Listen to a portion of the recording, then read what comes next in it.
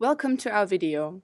You might know our names by now maybe, but do you also know our voices? Well, we are Antoine, Julie, 雪迪 and today we want to talk with you about the topic of open innovation.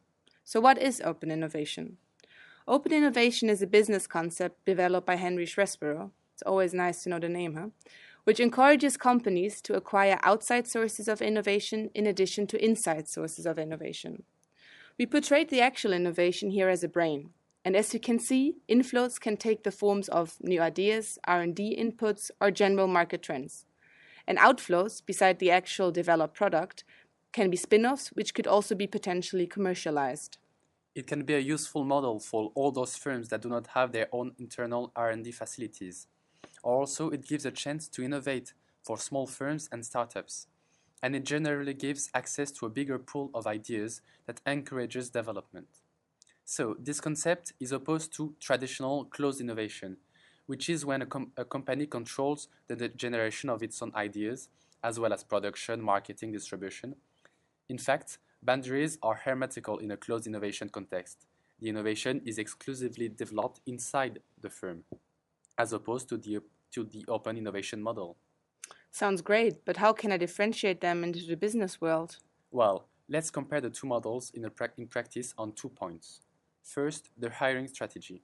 Whereas closed innovation was focused to hire the smartest people in a specific field, open innovation taps into the knowledge pool outside the company. Second, the winning strategy. Closed innovation focuses on creating the best marketing idea to make a quick money, whereas those firms that adopt the open innovation model make best use of internal and external ideas. Until now, you might think that it sounds very nice but still very theoretical. So let us give you the most used models of open innovation.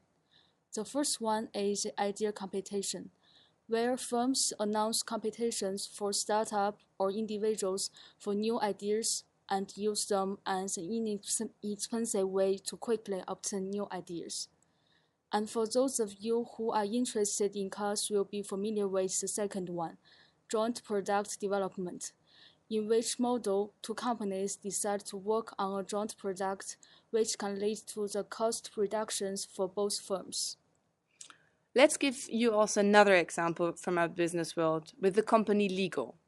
So during the 90s, which was the time of the arrival of the video games, the company was facing steep sales decline and bankruptcy, but nevertheless decided to launch a new product, which were the Lego Mindstorms, which were programmable Lego bricks. But users hacked into the software and made unauthorized modifications. So hackers improved the product from its original ideas, which can sort of be seen as an open innovation, but which was forced.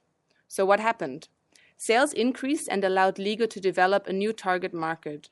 Lego ultimately stopped to fight against the hackers and realized the potential to the company. So here we can see two things that happened from this. The innovation of a new and next generation of Mindstorm products, which were user-designed parts, and secondly, also a new business section which was developed and called Lego Designed by Me products. So this is an example where a company was forced to switch from closed to open innovation for its own best.